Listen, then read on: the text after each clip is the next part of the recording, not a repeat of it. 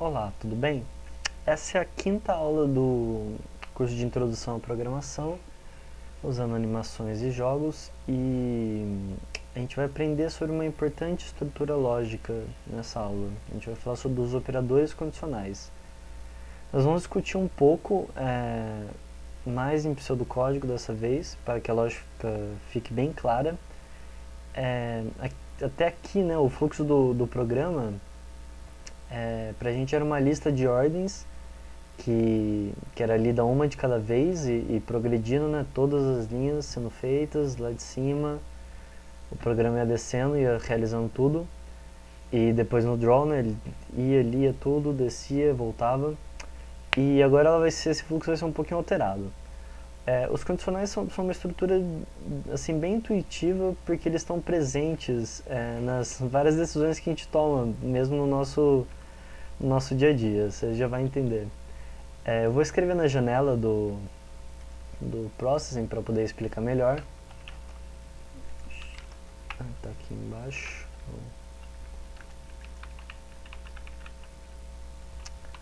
Vamos começar então pelo if, que significa se. Vamos colocar aqui então um exemplo e vamos fazer a sua tradução. O exemplo vai ser este aqui. Nesse caso, nós tomamos uma atitude, uma ação, que é a de comer, com uma resposta a um estado, que é o estado de fome. Então a gente vai usar essa estrutura para identificar situações do nosso programa e no seu conteúdo, para que possamos realizar alguma atividade quando essa situação é encontrada. Então, tomando esse exemplo, a tradução literal seria o quê? Se estou com fome, que é o if, a tradução se estou com fome, portanto, como. Então, como. Então, é se estou com fome, como. Então, o programa identificaria se há fome, né, identificaria esse estado, se há fome, e reagiria a esse estado com o ato de comer. Agora vamos para outro caso. Nesse que eu mostrei, caso não estivéssemos com fome, iríamos simplesmente continuar a nossa vida, sem tomar nenhuma atitude em relação a isso. Então, se eu visse aqui, se eu me perguntasse se eu estou com fome, e a resposta fosse não, eu não comeria. Eu não viria aqui pro ato de reação, porque o estado não foi verificado. Mas a gente pode definir o que faríamos no caso em que a primeira situação que a gente procurou não ocorreu. Para isso a gente vai usar em conjunto com o if o else, que significa um senão. Então vamos colocar aqui agora o else, nesse primeiro exemplo aqui mesmo.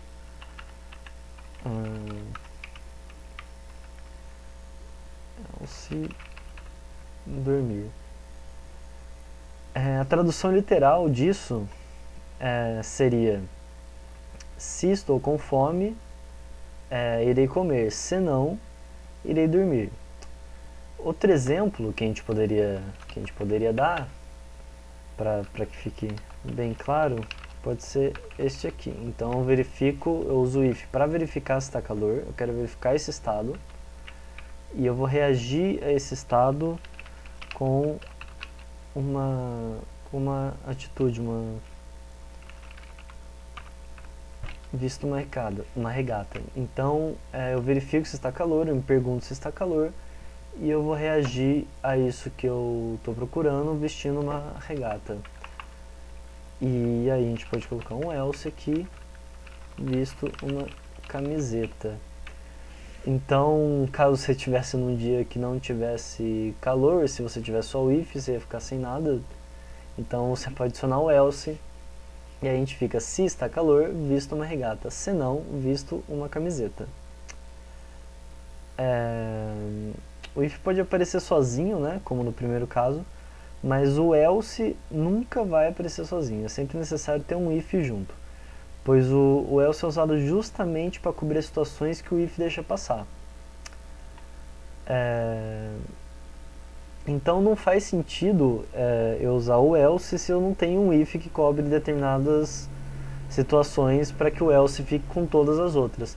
Então aqui, por exemplo, o if cobre a situação de estar calor e o else cobre todas as outras situações, ou seja, quando está talvez muito calor, quando está frio, quando está mais ou menos calor. E aqui também, no primeiro caso, o if cobre a situação de eu tô com fome e o else qualquer outra coisa, eu só não posso estar com fome. Então eu posso estar com frio, posso estar com sono, posso estar com sede, e aí ele vai entrar no else e fazer isso aqui. Caso eu quisesse só pegar o caso onde estou com fome, a gente podia tirar o else e cobrir só a primeira situação. Ok, então a gente viu como seria o uso do if e do else se a gente usasse essas estruturas para organizar o nosso pensamento no dia a dia. Mas como que isso apareceria em um programa? Bom, o código que eu vou colocar aqui poderia estar num programa qualquer. Posso até voltar a deixar isso aqui por enquanto. A gente poderia ter uma coisa assim em um programa. 200 e velocidade x igual a velocidade x mais 1, velocidade y igual a menos velocidade y. Imagine então que essa posição y é a localização vertical de uma bolinha. Dentro do if, temos a situação que a gente quer identificar. Dentro do if, na verdade estou dizendo aqui, dentro do parênteses que acompanha o if, não dentro do bloco de código que está na chave. Então a situação que a gente quer identificar aqui é quando a posição y for maior ou igual a 200. Então a pergunta que é feita no if é: a variável posição y é maior ou igual a 200?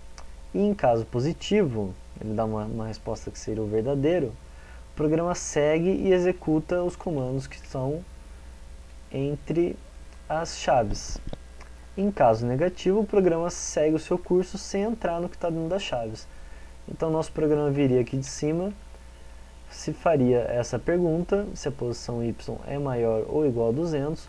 Em caso positivo, ele executaria o que está aqui dentro. Em caso negativo, ele saltaria tudo que está na chave aqui e seguiria o seu curso. Então, se a posição y fosse 0, o programa se perguntaria: 0 é maior ou igual a 200? E a resposta seria não. Na verdade, essa resposta, mesmo assim, para essa afirmação, é que é falsa, é um false. Então o programa seguiria o seu curso sem realizar os comandos entre as chaves. Caso a posição y fosse 50, o mesmo comportamento seria realizado. Se a gente for aumentando o valor da posição y, essa variável, o primeiro que faria que o comando, que o código que está dentro aqui do bloco fosse executado, seria o 200. Então se a gente partisse para o 0, fosse para 0, 1, 2, 3 e fosse testando o nosso programa, não entraria em nenhum, a não ser quando ele chegasse no 200.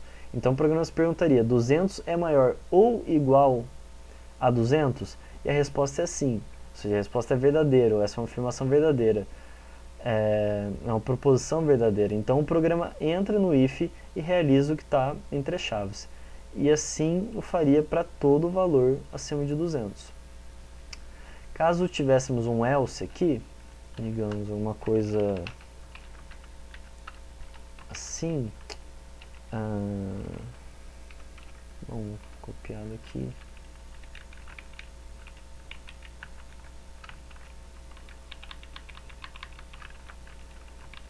Fazer uma pequena modificação, senão não faria sentido.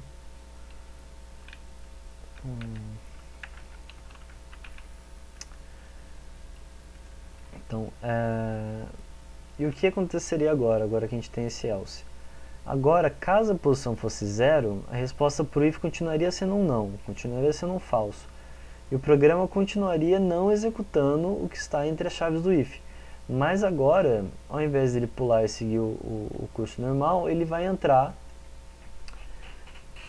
para os comandos que estão entre as chaves do else, ou seja, esses dois comandos aqui. E não faria aquele caso anterior que a gente tinha explicado. Então eu me perguntaria se a posição y é maior ou igual a 200. Caso ela não seja, eu venho aqui para o else e executo o que está dentro do bloco do else. Caso a resposta para essa proposição seja verdade, ou seja, a posição y é 200 ou é maior do que 200, então eu realizo o que está aqui dentro do if, como já era no caso anterior. Bom, você deve ter reparado nesse sinal aqui que apareceu entre os parênteses do if, e que significa maior ou igual. Ele é parecido com o que a gente usa na matemática, mas eu vou usar aqui uma figura que eu fiz aqui para mostrar os outros símbolos de comparação que a gente pode usar. Vamos ver aqui.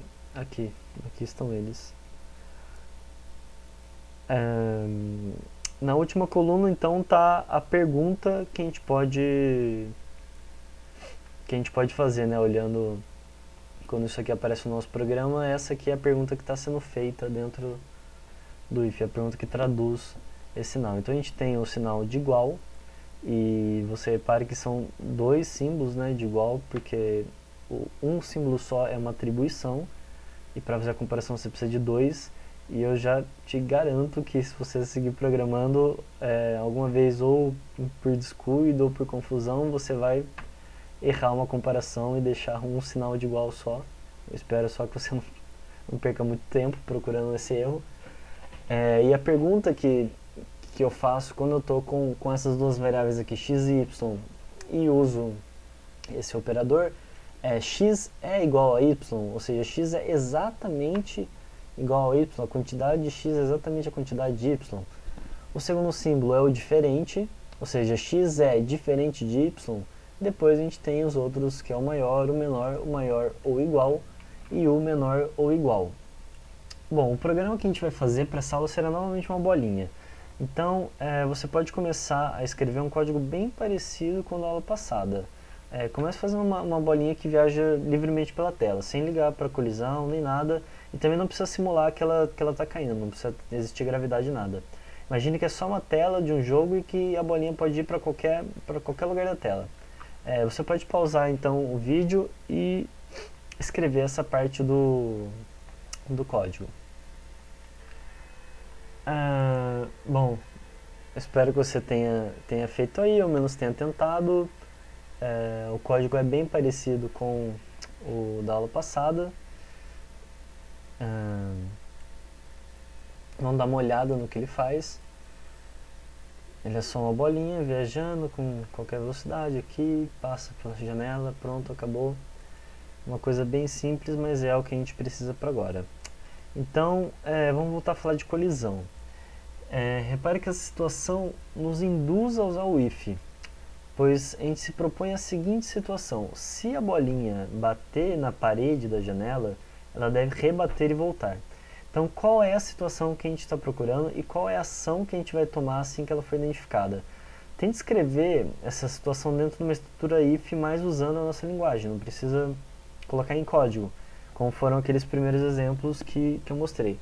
Se você quiser pausar e escrever numa folha de papel, ou só pausar e escrever rapidinho aí num TXT, fica à vontade. Ok, mas como eu vou identificar então isso no programa, essa situação que a gente está procurando? Bom, vamos fazer um dos casos. A gente tem 4 paredes na janela. Nós podemos fazer de forma mais curta, mas vamos criar 4 estruturas ifs para identificar essas 4 situações, porque vai ser um pouco mais didático. Eu vou fazer uma delas e aí você pode fazer as outras. Então vamos lá, vamos fazer com que a bolinha rebata no chão da janela, mas é o primeiro lugar que ela passa aqui nesse exemplo que eu, usando os números do exemplo que eu fiz. Então a gente vai precisar de um if, né, que cheque se ela está passando ali, se ela tocou ali o chão, se ela passou pelo chão, e que define onde, e o que define onde a minha bolinha está são as variáveis posição y e posição x. Como eu quero identificar essa colisão que se dá verticalmente, preciso me perguntar só sobre a posição y. Então, qual pergunta eu vou fazer aqui em código? Primeiro vamos arrumar o código aqui, que ele não estava identado. Bom, então a pergunta que eu preciso fazer, ela é sobre a posição y. Então eu preciso verificar se a posição y da minha bolinha é maior ou igual à altura da janela, correto? E aí eu quero que a velocidade y se inverta, ou seja, que dê aquele efeito que ela rebateu no fundo da janela. Então vamos dar uma olhada. Aí, a nossa bolinha rebateu. Bom, lembrando dessa variável, né, que estão sempre presentes nos nossos programas, essa aqui vai ser a altura, você não precisa declarar nada, só usá-la. Nós temos também a largura da janela, que também está à nossa disposição para a gente usar ao longo do programa. E eu aconselho fortemente, ao invés de usar o número que você definiu aqui em cima no size, que você use essas duas variáveis. Mas há um pequeno detalhe aqui nessa nossa solução. Lembre-se que a posição y, que é passada no comando da elipse, define a posição vertical do centro da nossa bolinha, da nossa elipse, caso o raio não fosse... os dois raios não fossem iguais. Mas ela deveria rebater só quando o centro encostasse na borda da janela, ou seja, a nossa bolinha está descendo e quando o centro dela encosta na borda da janela, ela está rebatendo. Não, uma bolinha não rebate desse jeito. Uma bola rebate quando a sua borda bate na borda de uma parede. Então você deve ter visto que a bolinha entrava um pouquinho na parte de baixo da janela antes de rebater. Não sei se foi possível, se aí no que você fez também ela estava assim, então ela entra, porque ela entra metade até que o centro bata na borda da janela. Então a gente precisa fazer com que o nosso if identifique a situação um pouco antes do que ele tem identificado. Ele tem identificado a situação tarde demais, essa bolinha entrou no chão e a gente queria identificar antes, quando ela está encostando a borda na borda da janela. E como que a gente vai fazer isso? E quão antes, né, ele precisa identificar? A distância do centro, né, de uma circunferência até a sua borda é o raio dela. Então se a gente quer que a borda dela encoste na janela antes, a gente deve fazer com que a bolinha rebata assim que o seu centro estiver não no mesmo ponto da borda da janela, mas quando ele estiver com uma distância igual ao seu raio. Então vamos modificar o que a gente escreveu. Ao invés da posição y ser comparada com a altura, eu posso tirar dessa altura o raio da nossa bolinha. Então, agora ela bateu a bordinha porque antes, vou aumentar o raio dela aqui, talvez fique mais fácil.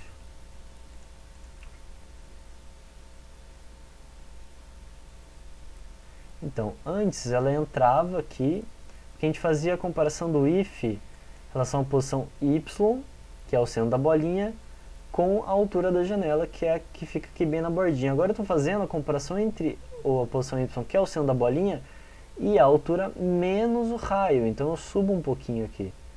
Então quando o centro está aqui, na distância de raio para a borda da janela, ele também está uma distância de raio da sua própria borda. Ou seja, a bolinha está uma distância do raio da sua própria borda. Então fica a borda da janela batendo na borda da bolinha. E uma outra maneira de fazer isso aqui seria se a gente, ao invés de descontar o raio da altura da janela, que a gente somasse o raio aqui, ou seja, a gente está falando a gente está olhando, ao invés de olhar para o centro, a gente soma o raio e passa a olhar para a borda da bolinha. Então o que a gente está querendo comparar é aquele valor lá na frente, que vai chegar só, quer dizer, que vai chegar antes do nosso raio chegar na altura. Então aqui novamente ela bate com a borda da bola na borda da janela, ao invés de bater o centro da bolinha na borda da janela. Bom, e agora você pode pensar nas outras 3 colisões que restaram, né? O objetivo nosso aqui é só fazer essa bolinha que fica viajando pela janela e quicando em todas as bordas. Então lembre-se da variável width, né, que eu falei aqui, que eu acabei de falar aqui. Outra variável que está ao seu dispor, que é a largura da janela. Também tem em mente que a posição y e a posição x, como foi dito agora, são a posição do centro da sua bolinha. E depois que você fizer essas colisões, tente encontrar situações que possam ser identificadas dentro desse programa e pense em reações, né? Depois que foram identificadas. Você pode pensar mesmo para reações quando a bolinha bate na borda da janela. Você pode pensar na bolinha mudando de cor em cada borda uma cor diferente. E você pode pensar quando ela passa da metade da janela, ela muda de cor, ela muda de tamanho. Bom, tudo isso você agora é capaz de fazer com o conhecimento dessa aula e das anteriores. Então, eu vou deixar um código na descrição do vídeo, um link sobre com o resto das colisões, né? Mas tente fazer, porque agora é plenamente capaz, é muito parecido com essa colisão que a gente já fez, você consegue fazer as outras. Bom, é isso. Se você gostou do vídeo, por favor, dê um like. Caso alguma coisa não tenha ficado claro, você, por favor, comente, né, e deixa a sugestão para que eu possa melhorar, talvez fazer um vídeo extra explicando melhor um ponto que não tenha ficado claro. E obrigado pela atenção e até a próxima aula.